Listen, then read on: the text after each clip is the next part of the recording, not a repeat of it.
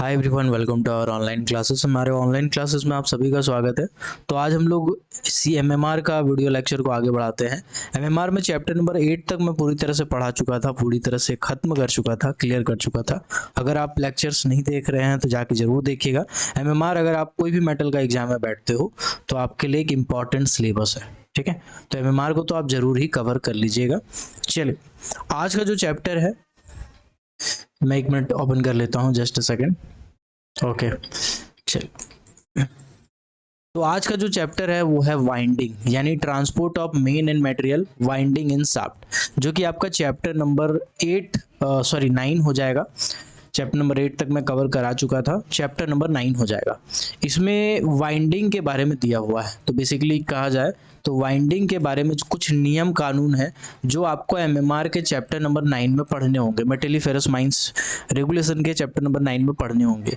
अगर आप सीएमआर से कंपेयर करोगे तो सीएमआर से लगभग ये पूरा चैप्टर सेम है, लेकिन कुछ छोटे मोटे चेंजेस हैं इसमें जो आपको ध्यान रखना है, ठीक है। चलिए डायरेक्ट स्टार्ट करते एक एक करके सब रेगुलेशन को समझाते हैं। तो सबसे पहले आता है रेगुलेशन नंबर 78। रेगुलेशन नंबर 78 में क्या दिया हुआ है? रेगुलेशन नंबर 78 में दिया हुआ है appointment of winding engine man, winding engine man and their duties.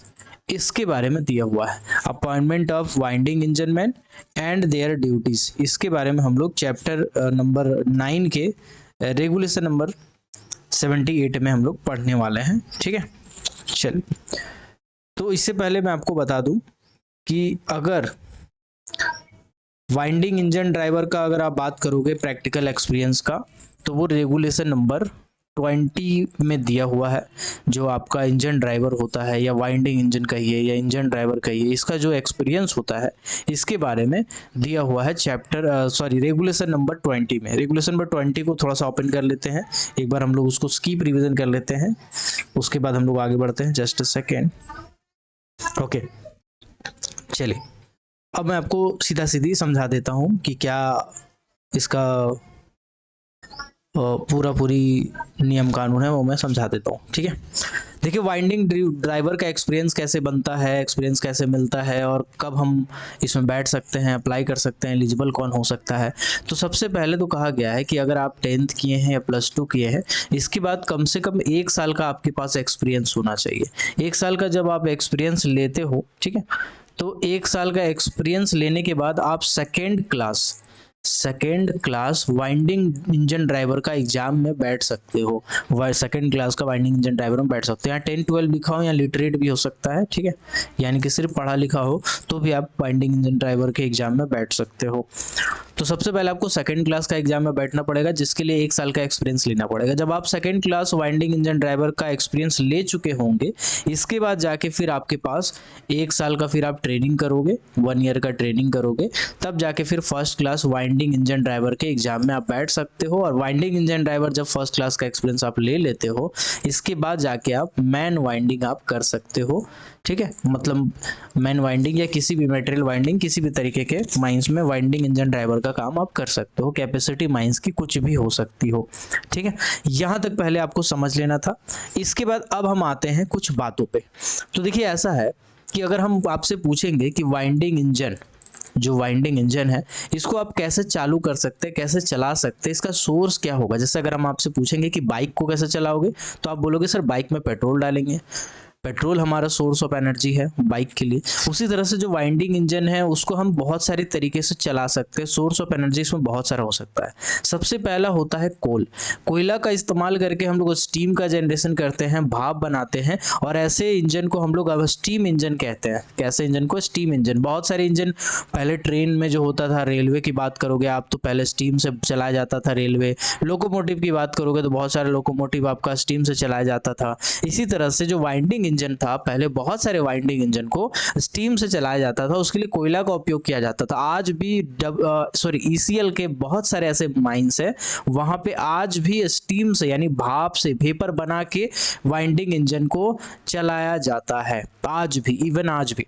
तो एक तो है तरीका था हमारा कोल से चला सकते थे स्टीम इंजन का जनरेट करके, दूसरा था अब जो दूसरा है इलेक्ट्रिसिटी से, ठीक है, दूसरा है इलेक्ट्रिसिटी से यानी बिजली से चलाया जा सकता है, ठीक है। और तीसरा हमारे पास आज का दौर पे जो आया है वो है कंप्रेस्ड एयर से। कंप्रेस्ड एयर से भी हम जो आपका वाइंडिंग इंजन है उसको चला सकते हैं। तो सोर्सेस जनरली तीन होते हैं, तो कोयला से चला सकते हो, इलेक्ट्रिसिटी से चला सकते हो, कंप्रेस्ड एयर से चला सकते हो। अगर हम कोयला से चला रहे हैं और स्टीम इंजन चला रहे हैं तो स्टीम इंजन का एक सिलेंडर होता है, स्टीम इंजन का एक सिलेंडर होता है और उस सिलेंडर कितना डायमीटर का है उससे उसका कैपेसिटी निर्धारित किया जाता है। इसी तरह से अगर आप कंप्रेस्ड एयर से भी चला रहे हो तो भी उस केस में जो सिलेंडर होगा उस सिलेंडर का एक डायमीटर होगा, ठीक है। ये जो आपका वाइंडिंग इंजन होगा उसका एक सिलेंडर होगा, सिलेंडर का एक डायमीटर होगा और उस डायमीटर से उसका कैपेसिटी निर्धारित किया जाता है। लेकिन जब आप इलेक्ट्रिसिटी की बात करोगे ना तो इलेक्ट्रिसिटी को हॉर्स पावर में नापा जाता है या kWh में नापा जाता है, लेकिन हम लोग हॉर्स पावर एक standard data, international standard accepted data को एक्सेप्ट करते हैं, इसलिए हम लोग हॉर्स पावर के ही नियम से MMR, CMR, act rule, circular वगैरह बनाए जाते हैं। तो आपको ध्यान रखना है कि जब हॉर्स पावर की बात करें मतलब हम इलेक्ट्रिक वाइंडिंग की बात कर रहे हैं, जब हम आपका सिलेंडर का डायमीटर की बात करेंगे तब या तो हम कंप्रेस्ड एयर की बात कर रहे होंगे या तो हम स्टीम से चलने वाले जो आपके इंजन होते हैं उसकी बात कर रहे होंगे। यहां तक आई होप आपका क्लियर हो गया होगा। चलिए अब हम आते हैं डायरेक्टली टॉपिक पे, पॉइंट बाय पॉइंट हम समझते हैं। देखिए नियम क्या बोला गया है, नियम बोला गया है कि वाइंडिंग इंजन आपको कब लेना है, वाइंडिंग इंजन ड्राइवर आपको कब लेना है, ठीक है, वाइंडिंग इंजन ड्राइवर आपको कब लेना है। तो यहाँ पे आपको दो चीजें समझनी पड़ेंगी, एक तो जो डायरेक्टली बताया गया है और एक आपको जो इनडायरेक्टली बताया गया है। समझिएगा क्या डायरेक्टली है। सबसे पहले हम ऐसा कहते हैं कि जो फर्स्ट क्लास सर्टिफिकेट वाले होंगे उसके लिए हम समझते हैं first class certificate in winding engine, not in आपका माइनिंग, ठीक है। वाइंडिंग इंजन मैन का जो ड्राइवर होता है उसके लिए जो फर्स्ट क्लास सर्टिफिकेट होल्डर है इसका रिक्वायरमेंट कब चाहिए हमको, कब इसका जरूरत पड़ेगा। तो सबसे पहले कि अगर 75 हॉर्स पावर या उससे ज्यादा, अब मैंने कहा कि हॉर्स पावर की बात मैं कर रहा हूं तो मतलब क्या है, मतलब है हम इलेक्ट्रिक वाइंडिंग इंजन की बात कर रहे हैं, मतलब हम इलेक्ट्रिक वाइंडिंग इंजन की बात कर रहे हैं। ये तो ये कहेंगे पहला कंडीशन। दूसरा ये कहेंगे कि या तो 30 सेंटीमीटर डायमीटर होना चाहिए किसका, जो आप सिलेंडर इस्तेमाल कर रहे हो, जो आप सिलेंडर इस्तेमाल कर रहे हो वाइंडिंग इंजन का, जो वाइंडिंग इंजन का सिलेंडर इस्तेमाल कर रहे हो उसका जो डाया है वो 30 सेंटीमीटर या उससे अधिक, या 30 सेंटीमीटर से अधिक होता है। 30 सेंटीमीटर से अगर अधिक होगा तो उस केस में, अब यहाँ पे आपको मैंने कहा कि डायमीटर है 30 सेंटीमीटर है, सिलेंडर का डायमीटर की बात कर रहे हो, वाइंडिंग इंजन का सिलेंडर की बात कर रहे हो, तो आपको दिमाग में रखना है कि मतलब या तो यहाँ पे स्टीम वाले इंजन की बात हो रही है या पे यहाँ पे एयर कंप्रेसर या कंप्रेस्ड एयर इंजन की बात हो रही है। तो ये चीज को अपने दिमाग में बैठा लेना है, ठीक है। तो अब जब कभी भी हमने कहा कि फर्स्ट क्लास सर्टिफिकेट वाला वाइंडिंग इंजन ऑपरेटर का जरूरत हमको कब पड़ेगा, तब पड़ेगा जब आपके माइंस में 75 HP या उससे प्लस का इलेक्ट्रिक वाला इंजन बैठाया गया हो, या फिर तब पड़ेगा जो आपका कंप्रेस्ड एयर का और स्टीम का इंजन बैठाया गया हो लेकिन उसका जो सिलेंडर उसका डाया 30 सेंटीमीटर से ज्यादा हो, तब पड़ेगा। अब आपसे पूछे जाएंगे कि कोई भी वाइंडिंग इंजन चलेगा, कोई भी वाइंडिंग इंजन मैन चलेगा। अब कोई भी वाइंडिंग इंजन मैन का मतलब क्या हो सकता है, या तो फर्स्ट क्लास वाला होगा, ठीक है, या तो फर्स्ट क्लास वाला होगा या तो सेकंड क्लास वाला होगा। दोनों में से कोई भी अगर हमारा वाइंडिंग इंजन ऑपरेटर है, दोनों में से कोई भी सर्टिफिकेट होल्डर है फर्स्ट क्लास सेकंड क्लास वाला, तो उस केस में हम उस केस का उसका बेसिकली पर्टिकुलर केस क्या होता है चलिए हम लोग देख लेते हैं। तो देखिए यहाँ पे इसको समझने से पहले एक और पॉइंट है उसको हमको समझना पड़ेगा। थोड़ा कॉम्प्लेक्स लग रहा होगा आपको लेकिन बहुत सिंपल हो जाएगा, आप घबराइएगा नहीं, हौले हौले सांस लीजिए, धीरे धीरे लंबा लंबा सांस लीजिए, सब समझ में आएगा, थोड़ा शांत रहिए, ठीक है। अगर 30 HP से कम का इंजन है, से कम का, ठीक है, से कम का है, मतलब तब हमको वाइंडिंग इंजन का आवश्यकता ही नहीं है, वाइंडिंग इंजन ड्राइवर का, सॉरी, वाइंडिंग इंजन ड्राइवर का आवश्यकता ही नहीं है।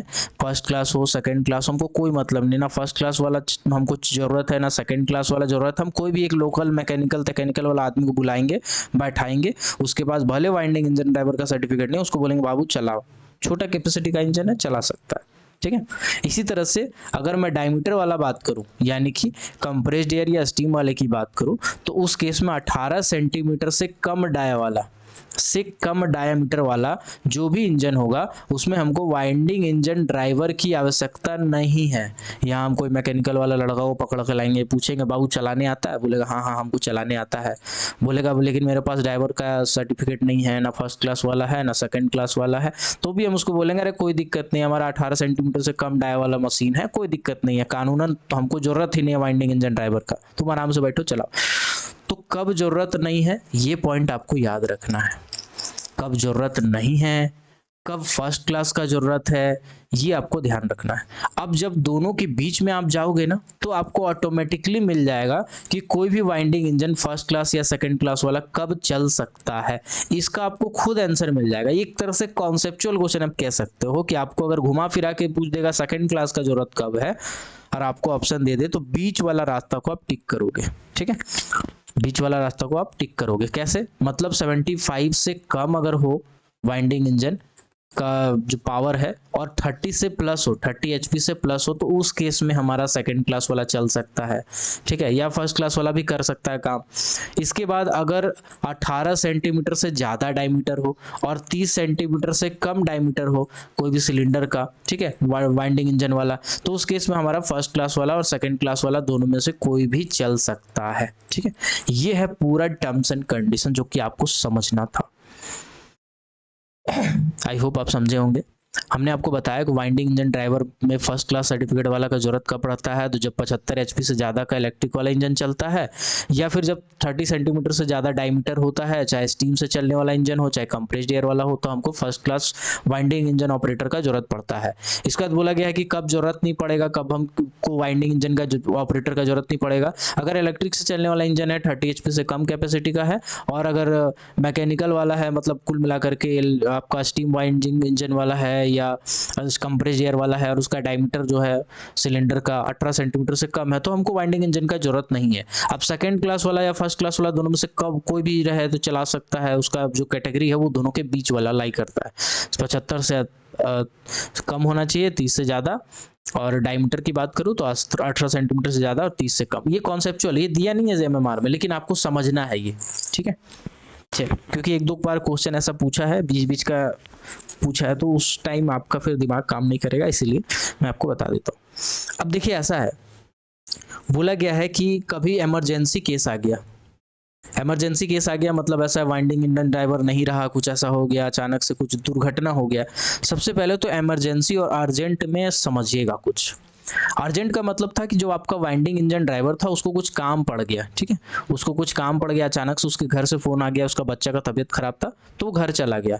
अब आपके पास वाइंडिंग इंजन ड्राइवर नहीं है, तो अब आप क्या करोगे, तब आप ओवर टाइम में किसी और वाइंडिंग इंजन ड्राइवर को बुलाओगे, क्योंकि ये अर्जेंट काम था हमारा, कि हमारा जब तक आदमी नीचे नहीं जाएगा तब तक हमारा काम स्टार्ट नहीं होगा, हमारा प्रोडक्शन प्रभावित हो रहा है, तो ये हमारा अर्जेंट काम हो गया। तो इसके लिए हम वाइंडिंग इंजन ड्राइवर को ही बुलाएंगे, भले हम ओवर टाइम पे बुलाए, भले हम CDR पे बुलाए, भले हम कुछ भी करके बुलाए, हम जबरदस्ती लेके आए, दूसरे माइन से मंगा ले अपने कंपनी का, है ना।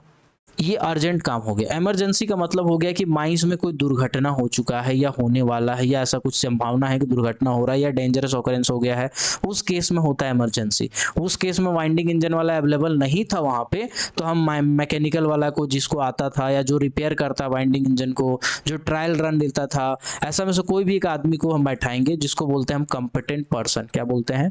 कॉम्पिटेंट पर्सन बोलते हैं, तो सक्षम व्यक्ति बोलते हैं इसको। तो ये आदमी को हम इमरजेंसी केस में वाइंडिंग इंजन चलाने की अनुमति दे सकते हैं, लेकिन सिर्फ इमरजेंसी केस में, अर्जेंट में नहीं। ध्यान दीजिएगा, अर्जेंट एक अलग चीज है, इमरजेंसी एक अलग चीज है। आई होप आपका दिमाग में ये चीजें अच्छी तरीके से बैठ गई होंगी। अब कुछ और बातें जो मैं आपको पहले ही बता देना चाहता हूँ, बाद में तो रीडिंग ही डालना है यार, है ना, बाद में रीडिंग ही डालना है। अगर मान के चलिए ऐसा है कि आपका जो माइंस है वो कुछ ऐसा माइंस है कि सुबह 7 बजे से लेकर के दोपहर के 3 बजे तक चलता है फर्स्ट शिफ्ट, 8 घंटे का ड्यूटी है। लेकिन वाइंडिंग इंजन का जो काम है ना बड़ा खतरनाक है, क्योंकि 1 मिनट के लिए सांस लेने का फुर्सत नहीं है वाइंडिंग इंजन ड्राइवर को। लगातार केज को नीचे कर रहा है, फिर ऊपर कर रहा है, फिर केज को नीचे कर रहा है, आदमी छोड़ रहा है, फिर ऊपर ला रहा है, फिर आदमी छोड़ रहा है, फिर ऊपर ला रहा है, फिर आदमी छोड़ रहा है, फिर ऊपर ला रहा है, फिर आदमी छोड़ रहा है, फिर ऊपर ला रहा है, फिर आदमी छोड़ रहा है, फिर ऊपर ला। मतलब उसको सांस लेने का फुर्सत नहीं है भाई।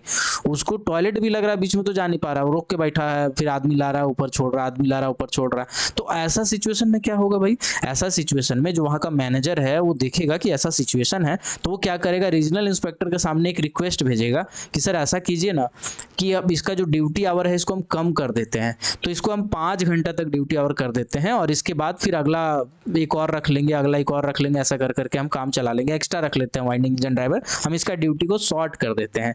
तो अगर रीजनल इंस्पेक्टर की परमिशन मिलती है तो उसका जो ड्यूटी है वो कम किया जा सकता है। ठीक है, अत्यधिक कठिन बोलते हैं इसको, ऐसा काम को क्या बोलते हैं? Unduly RDS. अनड्यूली आरडीएस का मतलब होता है अत्यधिक कठिन, कठिन ड्यूटी है, मतलब सांस लेने का फुर्सत नहीं है, बस केज ऊपर नीचे करना है उसको।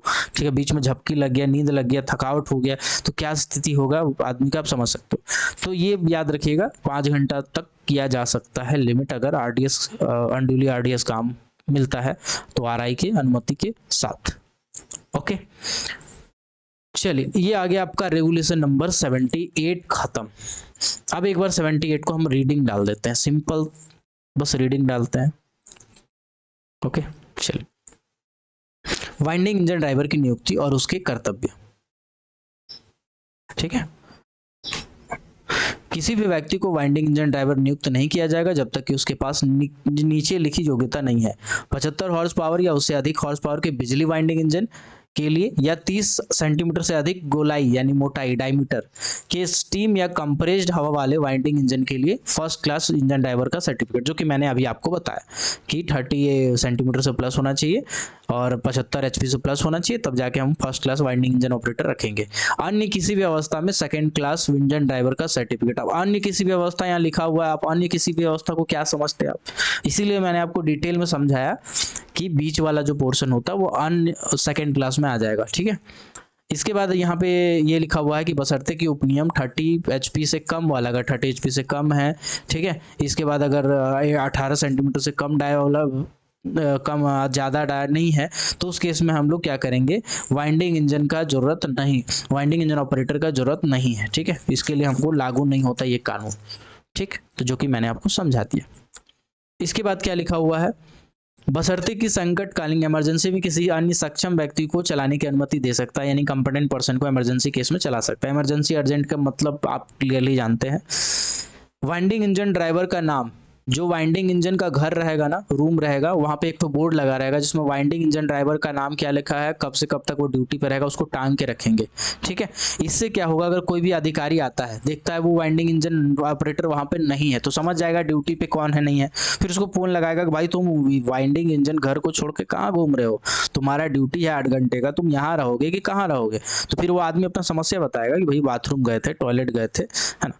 तो फिर वो अधिकारी को मतलब बेसिकली पता होना चाहिए, इसीलिए बोला गया है कि यहाँ पे टांग के रखा जाएगा, ताकि अगर कोई भी आदमी को जरूरत पड़ गया, काम पड़ गया, तुरंत उसको खोज के लाया जाएगा उसी आदमी को। अगर काम अत्यधिक कठिन है, ठीक है, तो हम आरआई की अनुमति के साथ 5 घंटे से कम, 5 घंटे तक का विस्तार कर सकते हैं, उससे कम नहीं होना चाहिए, 5 घंटे से ज़्यादा हम रख सकते हैं। ठीक है, चलिए था हमारा पहला regulation, regulation number 78। Now coming to next regulation 79। Simple साधारण शब्दों में समझेंगे, फिर किताब को रीडिंग डाल लेंगे। अगला है new winding installation.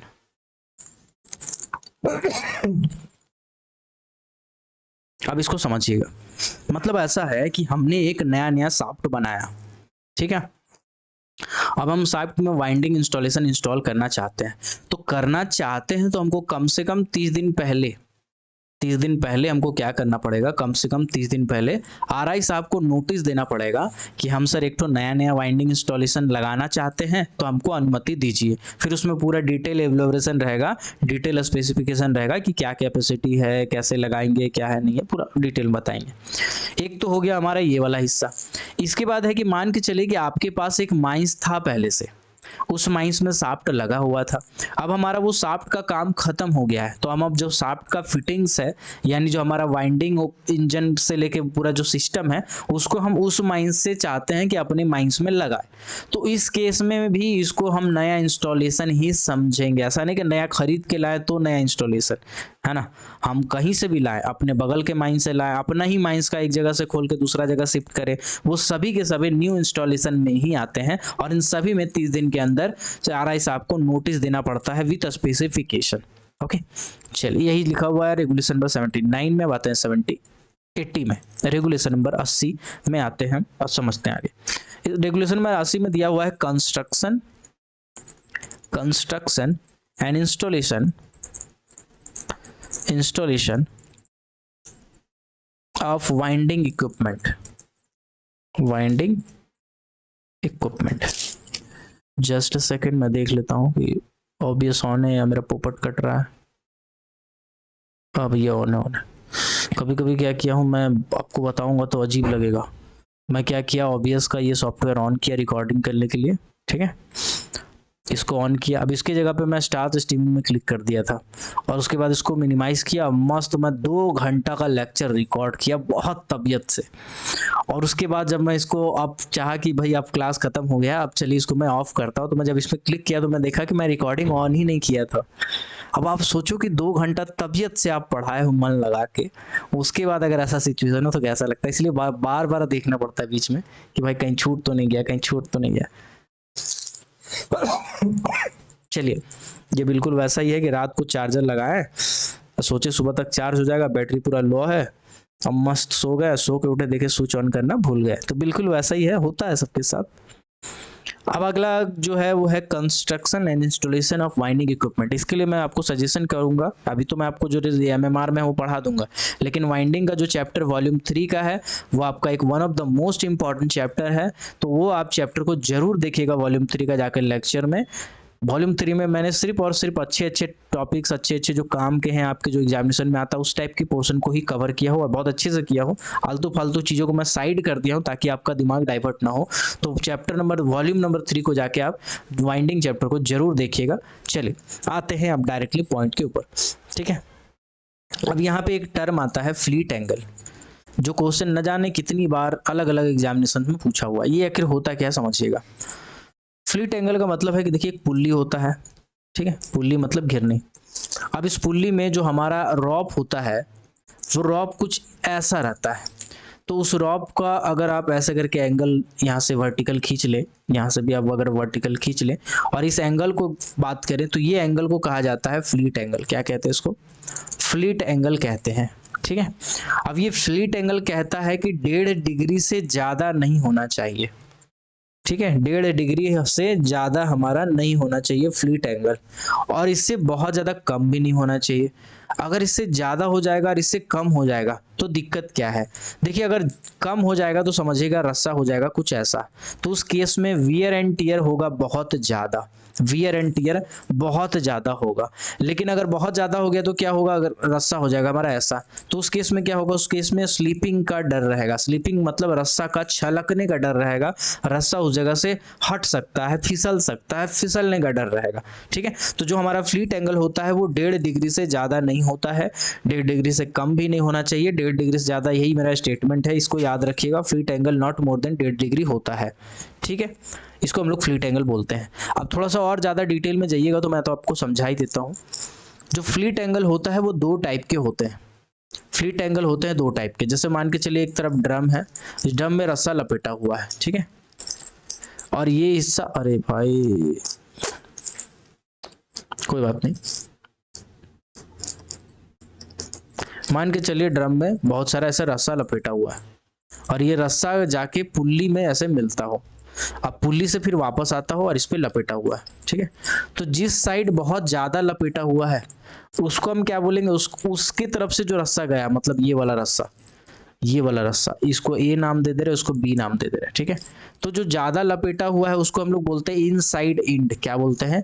Inside end बोलते हैं। और इसीलिए ऐसे फ्लीट एंगल को बोलते हो इनसाइड फ्लीट एंगल। क्या बोलते हो? Inside fleet angle. Inside fleet angle. कुछ किताबों में आप देखोगे इंटीरियर फ्लीट एंगल, क्या देखोगे? Interior fleet angle. तो इंटीरियर फ्लीट एंगल क्या है भाई? जिधर ज्यादा लपेटा है भैया, जिधर जो ड्रम है, ड्रम वाइंडिंग होता है, ड्रम में हम रस्सा लपेट के रखते हैं, तो जब ड्रम में जिधर ज्यादा रस्सा लपेटा है, जिधर ज्यादा रस्सा लपेटा है, राउंड किया हुआ है, उसको हम इंटीरियर साइड बोलते हैं। और उससे जो हमारा पुल्ली कनेक्टेड और एंगल बना रहा है उसको इनसाइड फ्लीट एंगल, और जो बाहर वाला है जिसमें कम रस्सा लपेटा है उसको बोलते हैं exterior fleet angle. Exterior fleet angle, ठीक है। अब ये आपको कॉन्सेप्ट समझ में आ गया। अब इंग्लिश में लिख देगा तो आप आराम से इसको सॉल्व कर लोगे बहुत सिंपल तरीके से। अब आते हैं कुछ विशेष बातें। देखिए ऐसा है कि जो हमारा रस्सा है और जो हमारा पुल्ली है, इन दोनों के बीच में एक रिश्ता होता है सर। ये रस्सा और पुल्ली के बीच में एक रिश्ता होता है, ठीक है। क्या रिश्ता है मैं आपको समझा देता हूँ। अगर आपका रस्सा मान के चलिए 1 सेंटीमीटर का है, तो आपका जो पुल्ली है ना, ये जो पुल्ली है ये आपका उसके 100 गुना होना चाहिए, 100 टाइम्स, यानी 100 सेंटीमीटर का होना चाहिए पुल्ली। पुल्ली का जो डायमीटर होगा वो आपका 100 सेंटीमीटर होगा। अगर रस्सा का डायमीटर 1 सेंटीमीटर है तो पुल्ली का डायमीटर 100 सेंटीमीटर होगा, यानी जो रेशियो होगा वो 1:100 होता है, यानी रॉप डिवाइडेड बाई पुल्ली। इसका जो रेशियो होगा वो होगा 1:100। 1:100 इसका रेशियो होता है। इस चीज को एकदम ध्यान रखिएगा बहुत ही प्यार से। अब क्या कहा है उसको ध्यान से सुनिएगा। कहा है एमएमआर लागू होने के बाद, लागू होने के बाद जो नियम है वो मैंने आपको बता दिया। 1:100 हमारा नियम है। 1:100 यानी 1 सेंटीमीटर का अगर रस्सा का डायमीटर है तो 100 सेंटीमीटर पुल्ली का डायमीटर होना चाहिए। लेकिन एमएमआर लागू होने से पहले का अगर आप बैठाए हैं, एमएमआर लागू होने से पहले अगर आप वाइंडिंग इंजन या पुल्ली वगैरह सब लगाया है, तो उस केस में क्या करना है आपको? तो उस केस में आप 1:80 तक, 1:80 तक रख सकते हो ये रेशियो। यानी अगर रस्सा 1 सेंटीमीटर का है तो उस केस में जो पुल्ली होगा वो 80 सेंटीमीटर तक आप रख सकते हो। पुल्ली आप छोटा भी रखे 80 सेंटीमीटर तक तो आप रख सकते हो। 1:80 हो सकता है अगर ये एमएमआर लागू होने से पहले बना है तो। यहां तक क्लियर हो गया? चलिए अब बढ़ते हैं आगे। अब देखिए जब भी हम कभी वाइंडिंग इंजन इंस्टॉल करते हैं, वाइंडिंग इंजन इंस्टॉल करते हैं, सबसे पहले तो हम एक हार्ड जमीन पे करेंगे। जमीन जो होना चाहिए हमारा हार्ड होना चाहिए। अगर नहीं है तो हार्ड बनाएंगे। कैसे बनाएंगे? उसको खोदेंगे, खोदने के बाद उसमें फिर कॉन्क्रीटिंग करेंगे, आरसीसी डाल के उसको अच्छे से ढलाई करेंगे। ढलाई करने के बाद उसको हम रिजिड कॉम्प्लेक्स करेंगे, रिजिड क्या बोलते हैं उसको, रिजिड फाउंडेशन। रिजिड फाउंडेशन बनाएंगे, हार्ड एंड कॉम्पैक्ट फाउंडेशन बनाएंगे और उसके ऊपर में हम इंजन रखेंगे। उसके ऊपर में हम इंजन रखेंगे। इस चीज का हमको ध्यान रखना पड़ेगा, क्योंकि जब कभी भी इंजन से हम रस्सी खींचते हैं, लाते हैं, तो उस केस में उस पर प्रेशर पड़ता है तो जमीन में घुस ना जाए, उसका हमको ध्यान रखना पड़ता है। ठीक है, चलिए ये तो पॉइंट आपका दिमाग में बैठ गया होगा, आई होप। ओके, चलिए इसके बाद जो हमारा ड्रम होता है, ठीक है, जो हमारा ड्रम होता है, ड्रम में क्या होता है? ड्रम में हमारा ग्रूव्स बने होते हैं। ड्रम में हमारे छोटे छोटे घाट बने होते हैं, घाट ऐसे ऐसे करके घाट बने होते हैं, ठीक है। तो ये घाट कुछ ऐसा रहता है कि रस्सा आराम से इसके ऊपर बैठ जाए, रस्सा आराम से इसके ऊपर बैठ जाए। इसको क्या बोलते हैं? ग्रूव्स बोलते हैं, ठीक है। ग्रूव्स ऐसा होना चाहिए कि रस्सा हमारा आराम से उसके ऊपर बैठ जाए, ठीक है। इसके बाद अगर आपसे पूछेगा कि ग्रुप्स का डायमीटर कितना होगा, तो देखिए ऐसा है कि जो आपका रस्सा का डायमीटर होता है वैसा ही ग्रुप का डायमीटर होना चाहिए। ग्रुप का डायमीटर रस्सा का डायमीटर से बड़ा नहीं हो सकता है, ये चीज आपको ध्यान रखिएगा। हालांकि ऐसा क्वेश्चन पूछा नहीं है लेकिन पूछ सकता है, तो आपको ध्यान रखना है। इसके बाद एक आते हैं आपके फ्लैंज। फ्लैंज क्या होते हैं? तो फ्लैंज, अब फ्लैंज समझाने के लिए मैं आपको एक सेकेंड गूगल करता हूँ।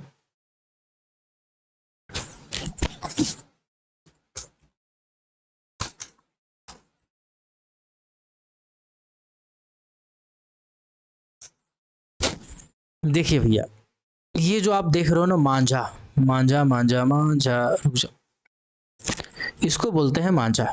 ये क्या है भैया? ये है मांझा। अब मांझा में आप गौर से देखो ड्रम भी बिल्कुल वैसा ही रहता है, ठीक है। ड्रम का ऐसा साफ्ट निकला रहता है, इसको साफ्ट बोलते हैं। इसके बाद इसमें रस्सा लपेटा रहता है और साइड में जो आप ये देख रहे हो, ये देख रहे हो कि दिया हुआ है ताकि रस्सा छलके नहीं, जो अंदर का रस्सी है वो छलके नहीं।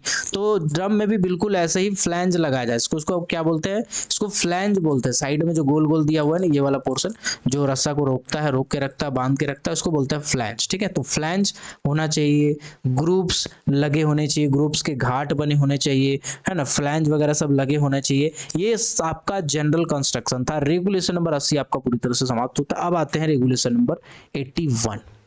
रेगुलेशन नंबर 81, रेगुलेशन नंबर 81 में बस एक लाइन कहा गया है भैया, एक लाइन कहा गया कि आपका शाफ्ट हो चाहे विंज हो, अगर यहाँ पे आप वाइंडिंग इंजन लगाए हैं तो वाइंडिंग इंजन लगाए हैं तो आप जितना रस्सा आपको जरूरत है, जितना रॉप आपको जरूरत है, उतना रॉप का एक रोल, उतना रॉप का एक रोल, जैसे मान के चलिए आपको 20 मीटर का रॉप का आवश्यकता है, तो उतना 20 मीटर का जो रोल है ना, वैसा एक ठो कम से कम रोल, 20 मीटर का एक ठो कम से कम रस्सा का जो रोल होगा, रॉप का जो रोल होगा, ये आपको स्टोर में रखना है। स्टोर में आपको एक रखना है, स्टॉक में, स्टोर में एक स्टॉक में रखना है। एक तो आप लगा दिए हो वाइंडिंग इंजन में या विंज में लगा दिए हो, काम चल रहा है, और आपको एक उतना ही बड़ा रस्सा स्टॉक में, स्टोर में रखना है। ये है नियम, इसको आपको ध्यान रखिएगा। स्टोर में हमको रिजर्व रखना पड़ता है एक ठो, ठीक है, ताकि जब भी टूट जाए, कुछ ऐसा प्रॉब्लम हो जाए, अचानक से कुछ फेलियर हो जाए, एक्सीडेंट वगैरह हो जाए, तो फट से हम वो रस्सा लाके यहाँ लगा सकते हो, है ना। हमारा स्प्लाइसिंग वगैरह सबका समय बचेगा, डायरेक्ट हम लगाएंगे। और कई बार स्प्लाइसिंग नहीं कर पाते हैं हम रॉप में, मेन वाइंडिंग में अलाउड नहीं है स्प्लाइसिंग, तो उस केस में हम लोग तुरंत स्टोर से रस्सा लाएंगे, जोड़ेंगे और अपना काम चलाएंगे। ये था रेगुलेशन नंबर 81, ठीक है। अब आते हैं रेगुलेशन नंबर, एक बार पढ़ के सुना देते हैं, फिर बोलोगे मास्टर किताब से नहीं पढ़ाता है, ठीक है। चलिए, किताब मेरे को अच्छा है, किताब अच्छा चीज है, लेकिन चलो ठीक है, इसको भी पढ़ देते हैं। न्यू वाइंडिंग इंस्टॉलेशन, जब कोई नई वाइंडिंग व्यवस्था आदमी उतारने, खान में उतारने या लगाने के उठाने के काम में व्यवहार करने के इरादे में लाया जाता है, तो मालिक एजेंट मैनेजर यानी ऑनर एजेंट मैनेजर का ये जिम्मेदारी होता है कि वो कम से कम 30 दिन पहले रीजनल इंस्पेक्टर इस बात का खबर करे और डिटेल स्पेसिफिकेशन दे, जैसा कि मैंने बताया, ठीक है। चलिए अगला बातें हैं। अगला है वाइंडिंग साधनों की बनावट व उसे बैठाना, construction and installation of winding equipment. लिखा हुआ है हेड गियर सहित वाइंडिंग व्यवस्था का प्रत्येक भाग निर्दोष बनावट का पर्याप्त मजबूती का होगा, उसे सुरक्षित रूप से काम करने लायक अवस्था में रखा जाएगा। इस बात में अगर कोई संदेह है तो मामला चीफ इंस्पेक्टर के पास भेजा जाएगा, ठीक है। अब आगे पढ़ते हैं। आगे बोला गया है कि इंजन एक रिजिड फाउंडेशन के साथ मजबूत में जोड़ा जाएगा, उसे डिजाइन इस प्रकार होगा कि ठीक से रखा जाए, रेगुलरली मेंटेन किया जाएगा। चीफ इंस्पेक्टर के द्वारा लिखित आदेश में छूट मिलने की अवस्था को छोड़कर बाकी सभी व्यवस्था में जो वाइंडिंग इंजन होगा इस प्रकार बैठाया जाएगा कि वाइंडिंग का जो रस्सा है, रॉप है, वो अपना एक्सट्रीम एंड्स के साथ हेड गियर पुल्ली के साथ, जो कि मैंने पुल्ली बताया, फ्लीट एंगल 1.5 डिग्री से ज्यादा ना बनाए, 1.5 डिग्री से ज्यादा फ्लीट एंगल नहीं होना चाहिए, ये यहाँ से लिखा हुआ है, ठीक है। चलिए अगला पढ़ते हैं। ये लिखा हुआ है चीफ इंस्पेक्टर के लिखित आदेश के बिना व्यवस्थाओं को छोड़कर उसमें चाहेगा तो चेंजेस कर सकता है, ठीक है, कुछ छूट वगैरह दे सकता है। इसके बाद ये लिखा हुआ है रेगुलेशन लागू होने से पहले का अगर कोई नियम है तो आपका जो रॉप और पुल्ली का डायमीटर 80 गुना से कम नहीं होना चाहिए, और अगर अन्य अवस्थाओं में है, मतलब अभी लागू होने के बाद का, तो 1:100 होना चाहिए, ठीक है। हालांकि अगर आप पीडीएफ देखोगे तो मैं पीडीएफ में ऐसा लिख देता हूँ, ठीक है, ये पीडीएफ में लिख दिया हूँ क्या रेशियो है नहीं है, तो आपका नोट्स हो जाएगा एक तरह से। फिर यहाँ पे देखिए ग्रुप्स लगा होना चाहिए, एपुरेट उपयुक्त डायमीटर का, है ना, आपका स्लोपिंग वगैरह ऐसा होना चाहिए कि फिसलन वगैरह ना हो। ये था आपका। इसके बाद रेगुलेशन नंबर 81 में मैंने आपको बताया था spare rope to be kept in the store, जो कि मैंने बताया कि कम से कम एक ठो आपको स्टोर पे रस्सा रखना है, ये ऐसा आपको नियम बनाना है, ठीक है। अब आते हैं 82 पे। 82 में क्या बोला है, चलिए हम लाइन बाय लाइन पढ़ ही लेते हैं। 82 में बोला है fittings of winding engines, sinking shaft हो या विंज हो, इसके अलावा शाफ्ट हो या विंज हो, जहां पर भी हमारा वाइंडिंग इंजन काम में आता है वहां पे हम लोग को कुछ कुछ चीजें ध्यान में रखनी है, ठीक है। क्या क्या ध्यान में रखना है, इसके बाद बोला गया फ्लैंज, जो हमारा फ्लैंज होना चाहिए वो ऐसा देना चाहिए कि कभी भी अगर कॉनिकल ड्रम हो, कॉनिकल मतलब कुछ इस टाइप के अगर ड्रम हो, ठीक है, ड्रम आपके बहुत सारे शेप के होते हैं, आप जाके वाइंडिंग वाला वीडियो देखो, उसमें मैंने डिटेल में बताया है, हमने शेप भी बताया कि कौन कौन से शेप होते हैं। जनरली 4 टाइप के शेप होते हैं, एक तो आपका सिलिंड्रिकल होता है, एक कॉनिकल होता है, एक आपका जार जैसा होता है, अगर आप देखोगे ना तो आपका जो जार है ना उस टाइप का होता है शेप, ठीक है, ऐसा करके शेप होता है उसका, जार जैसा शेप होता है, अलग अलग टाइप का शेप होता है। तो उन सभी शेप में हम लोग क्या करते हैं, फ्लैंज वगैरह ऐसा लगाते हैं ताकि उस फिसलने से रस्सा को रोक सके, ठीक है। कूपी वाइंडिंग को छोड़ के, कूपी वाइंडिंग को हम लोग फ्रिक्शन वाइंडिंग भी बोलते हैं। फ्रिक्शन वाइंडिंग क्या है, मतलब एक हिस्सा रस्सा का केज से कनेक्टेड है और दूसरा हिस्सा में फिर दूसरा केज से कनेक्टेड है, बीच में पुल्ली वगैरह है, तो उसको हम लोग बोलते हैं कूपी वाइंडिंग, फ्रिक्शन वाइंडिंग, ठीक है। है ना। तो बोला गया है फ्रिक्शन वाइंडिंग अवस्था को छोड़कर यानी सभी अवस्था में रस्सा का एक ड्रम मजबूती से आपका अनड्यू जोर से बंधा रहेगा। ठीक है, चलिए मैं आपको समझा देता हूँ क्या लिखा हुआ है, मैं आपको समझा देता हूँ, जस्ट अ सेकेंड वेट कीजिए। वाइंडिंग इंजन रूम में हमारा एक ड्रम रखा हुआ है, ये क्या है, एक ड्रम है। इस ड्रम में हम रस्सा कुछ ऐसा लपेटेंगे, ठीक है, कि 2 बार कम से कम रस्सा इसमें लपेटा रहे, उसके बाद भी जो रस्सा है उसमें केज बंधा रहे और केज सबसे बॉटम में पहुंच सके।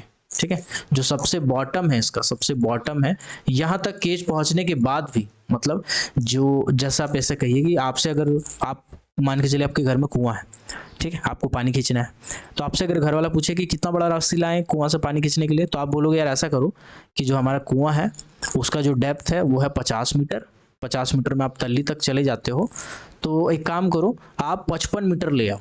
तो आप क्या बता रहे हो, आप 5 मीटर एक्स्ट्रा बता रहे हो। 5 मीटर एक्स्ट्रा क्यों बता रहे हो कि मान के चलिए बाल्टी किसी दिन टूट के गिर गया, अंदर डूब गया, तो हम उसको निकालने के लिए ज़्यादा लंबा रस्सा का जरूरत पड़ता है ना, फिर हुक लगा के उसमें हम निकालने का कोशिश करते हैं।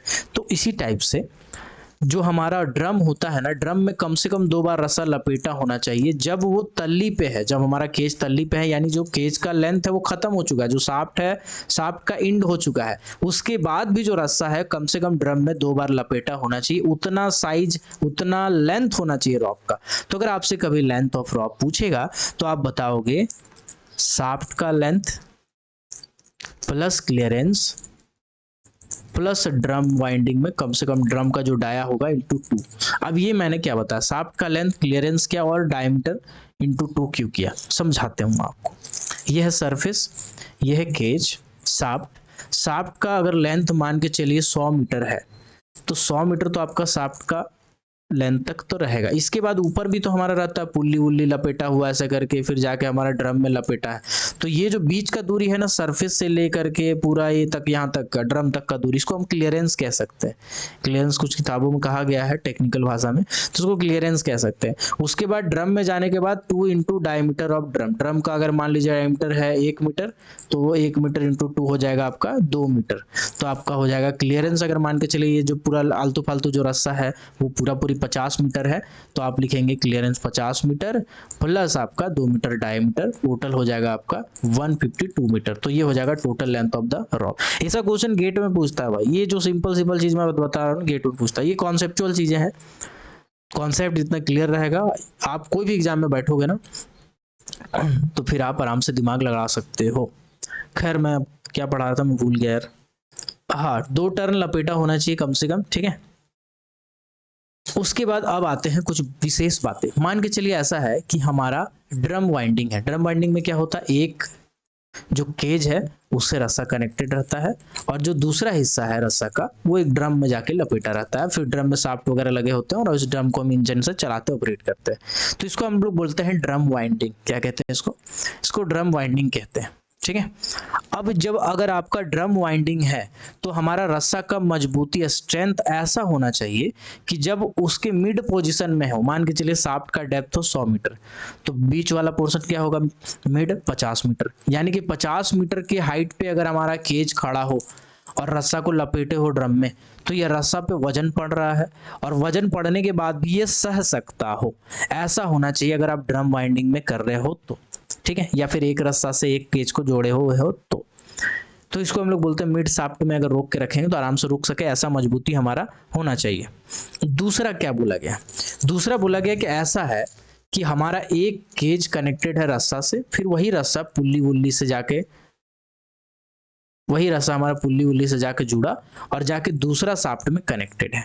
तो ऐसा रस्सा का मजबूती कितना होना चाहिए, तो स्ट्रेंथ कुछ ऐसा होना चाहिए कि दोनों का दोनों केज अगर हवा में हो, दोनों का दोनों केज कोई जमीन में नहीं रखा है, दोनों हवा में है, ठीक है, एक आपका नीचे जा रहा है एक हमारा ऊपर जा रहा है, तो इसको हम क्या बोलेंगे, आइदर डायरेक्शन में जा रहा है। क्या जा रहा है, आइदर डायरेक्शन में जा रहा है। तो इस केस में मैक्सिमम टॉर्क लगते हैं, इस केस में जो रस्सा है इसमें मैक्सिमम टॉर्क, नहीं समझ में आ रहा को एकदम ठेठ देहाती भाषा में समझिए कि सबसे ज्यादा वजन पड़ता है भैया रस्सा पे, जब हमारा दोनों का दोनों केज हवा में रहता है और एक ऊपर जा रहा है और दूसरा नीचे आ रहा है, तो उस केस में सबसे ज्यादा वजन हमारा केज पे जो रस्सा है रस्सा पे पड़ता है। तो उस रस्सा का मजबूती कुछ ऐसा होना चाहिए कि आइदर डायरेक्शन में भी सह सकता हो। ड्रम वाइंडिंग, इसको हम लोग क्या बोलते हैं, इसको फ्रिक्शन वाइंडिंग कहते हैं। तो अगर आपसे डायरेक्ट फ्रिक्शन वाइंडिंग नाम लेके पूछे तब आपको बताना है, या फिर आपको बोल देगा कि दोनों का दोनों केज हमारा रस्सा जो है वो केज से कनेक्टेड है, तो उस केस में जो स्ट्रेंथ होगा वो कितना होना चाहिए। तो स्ट्रेंथ कुछ ऐसा होना चाहिए, है ना, कि दोनों का दोनों अगर केज आइदर डायरेक्शन में मूव कर रहा, मतलब एक ऊपर जा रहा है एक नीचे जा रहा हो, तब भी हमारा स्ट्रेंथ कम ना हो। ये है हमारा कॉन्सेप्ट, ठीक है। आई होप यहां तक आपको अच्छे से क्लियर हो गया होगा। ओके, अब कुछ कुछ छोटी मोटी बातें हैं, है ना, ये हम लोग देख लेते हैं, ठीक है। अब देखिए ऐसा है कि जैसे डंपर होता है ना, डंपर, डंपर में हम कहते हैं ना बहुत सारे ब्रेक लगे होते हैं।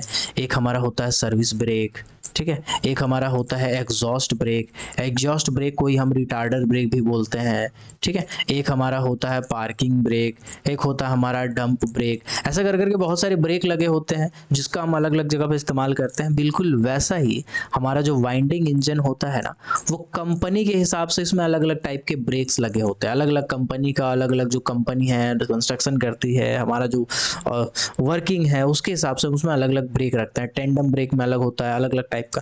लेकिन बोला गया है वाइंडिंग इंजन के बारे में कि कुछ नियम तो कॉमन है भैया, कुछ नियम तो आपको मानने ही पड़ेंगे।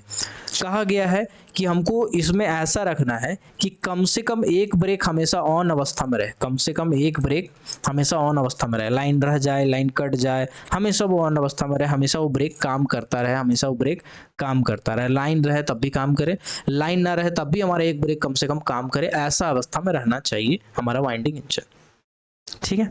इसके बाद बोला गया है कि अगर ऑटोमेटिक पावर कट हो जाता है, अचानक से मान के चलिए लाइन कट गया, तो उस केस में ऑटोमेटिक ब्रेक भी लग जाना चाहिए। ऐसा ब्रेक होना चाहिए, ऑटोमेटिक लाइन कटा, ऑटोमेटिक ब्रेक लग गया धीरे धीरे। जैसे ट्रेन मान के चलिए रुकती है ना, तो ऐसा नहीं तो अचानक रुकती है, धीरे धीरे धीरे धीरे होते होते होते होते होते फिर रुकती है, तब हम लोग हल्का सा झटका खाते हैं। वैसे ही हमारा जो शाफ्ट होता है, अचानक से लाइन कट गया तो ऐसा नहीं कि अचानक से जहाँ लाइन किया वहीं रुक गया, वहीं रुक गया तो भैया सब हिल जाएगा।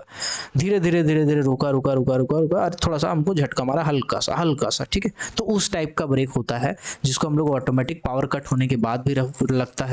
वाइंडिंग इंजन में हमेशा एक ब्रेक कम से कम चालू अवस्था में रहना चाहिए, एक ब्रेक हमेशा ऑन पोजीशन में रहना चाहिए, ठीक है। इसके बाद क्या बोला गया है, जो वाइंडिंग इंजन है, just a second, battery down हो गया यार, खैर ठीक है, चार्ज लगा लेता हूँ, जस्ट अ सेकेंड, देख लेता हूँ मिनट, जस्ट अ सेकेंड।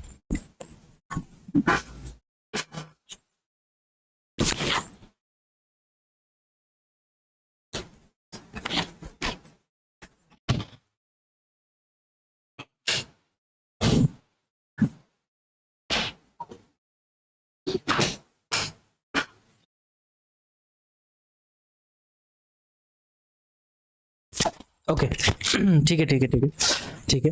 तो चलिए आते हैं टॉपिक पे। मैं क्या बता रहा था, मैं आपको बता रहा था कि अगर ऑटोमेटिक पावर कट हो जाए तो ऑटोमेटिक ब्रेक भी लग जाना चाहिए। वाइंडिंग इंजन है उसमें ब्रेक हमेशा, एक ब्रेक ऐसा होना चाहिए जो कि हमेशा ऑन पोजीशन में लगा रहे, ठीक है। ये सब चीज़ हमको ध्यान रखना है, बेसिक चीज़ें हैं कुछ। इसके बाद स्क्रू स्टॉप वाल्व क्या होता है मैं आपको दिखा देता हूँ, रुक जाओ, गूगल मारते हैं भैया, दिल, रुक जाओ।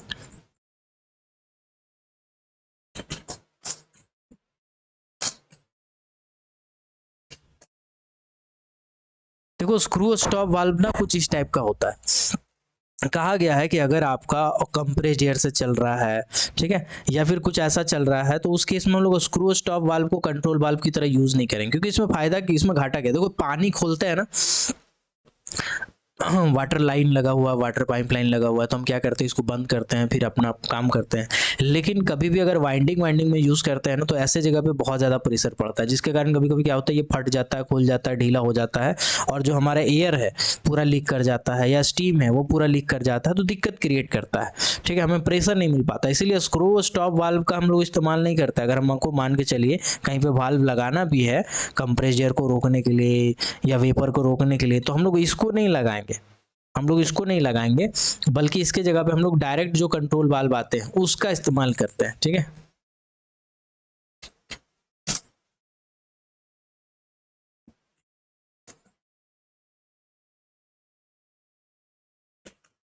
नोजल टाइप का आता है, और एक आता है जो बंद चालू करने वाला होता है डायरेक्ट, ठीक है।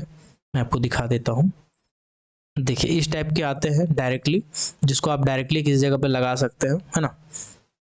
ओके सिंपल, इसको ऊपर से निकालना है, पिन लगाने पिन खींचने जैसा होता है। ओके चलिए, आई होप ये छोटा सा बात आप समझे होंगे। अब आते हैं डायरेक्टली हम लोग टॉपिक पे। रुक जाओ रुक जाओ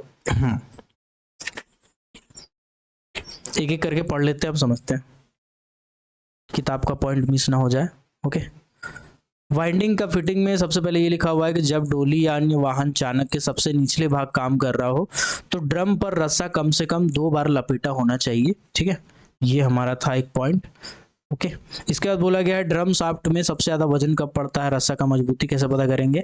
तो उस टाइप में यदि 2 केज वाहन में है तो उसमें अधिकतम दिशा, अधिकतम मतलब जो आइदर डायरेक्शन है उस केस में हमारा मैक्सिमम टॉर्क लगता है। इसके बाद बोला गया है कि अगर एक डोली वाला है जो कि ड्रम वाइंडिंग कहा, उसमें हमने बताया कि मिड शाफ्ट में अगर रोकते हैं तो सबसे ज्यादा वजन पड़ता है। तो कम से कम ऐसा मजबूती का होना चाहिए कि वो हमारा दोनों संभाल सके। ठीक है, इसके बाद बोला गया है कि कम से कम एक ब्रेक हमेशा ऑन पोजीशन में रहना चाहिए।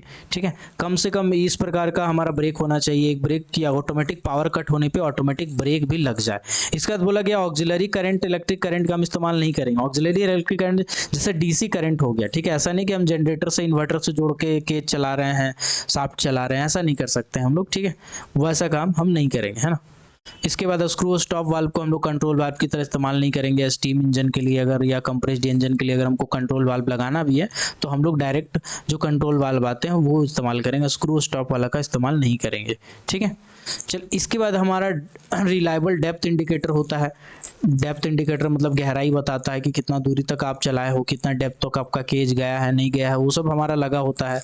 ठीक है, इसके बाद ऑटोमेटिक डिवाइसेस होती हैं। कुछ ऐसे ऑटोमेटिक डिवाइसेस होते हैं जो सेंसर पे काम करता है। जो कैसा है मैं आपको दिखा देता हूँ, बता देता हूँ। मान के चलिए सरफेस है, इस सरफेस से 100 मीटर का डेप्थ है। ठीक है तो क्या होगा, हम क्या करते हैं, ऊपर का कुछ दूरी तक, मान के चलिए ड्रम का हमारा डायमीटर था 1 मीटर, तो 2 बार इसमें रस्सा लपेटेंगे तो क्या डायमीटर हो जाएगा, 2 मीटर।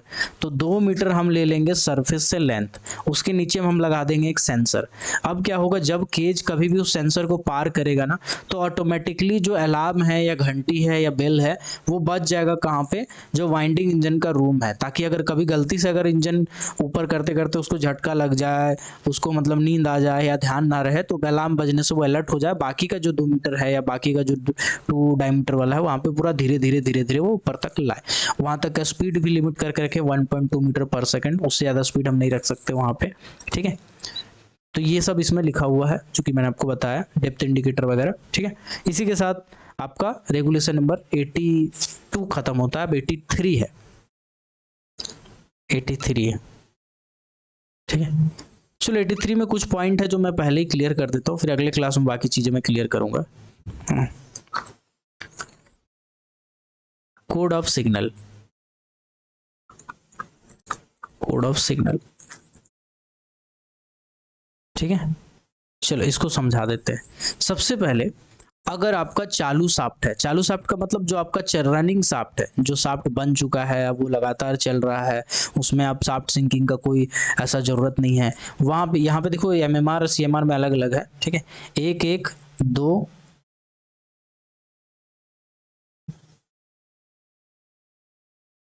सॉरी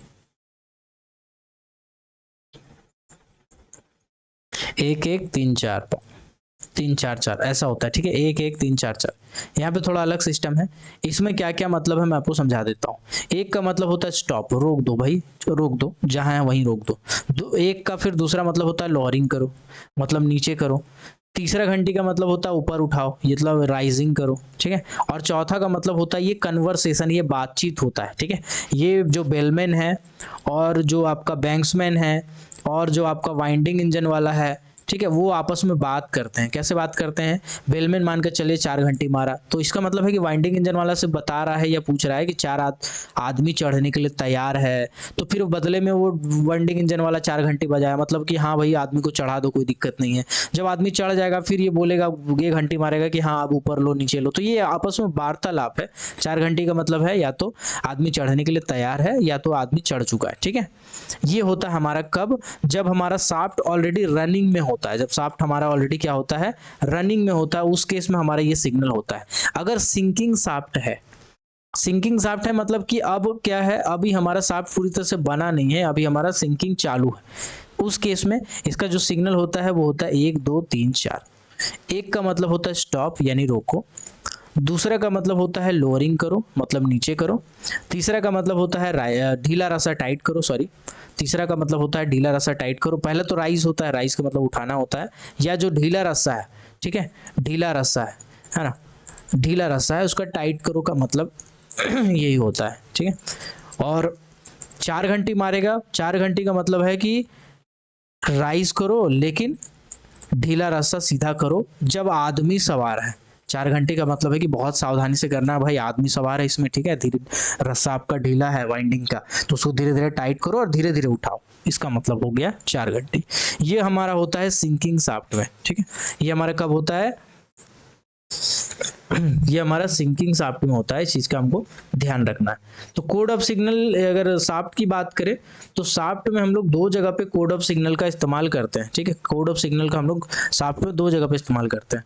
अब मैं यहाँ पे हॉलेज का भी बता देता हूँ, हॉलेज का भी देख लीजिए। हॉलेज में क्या होता है 1 2 3 4, ठीक है। एक का मतलब होता है स्टॉप यानी रोको, दूसरा मतलब होता है राइज करो नीचे करो, सॉरी लोअरिंग करो, सब जगह 2 का मतलब लोअरिंग होता है।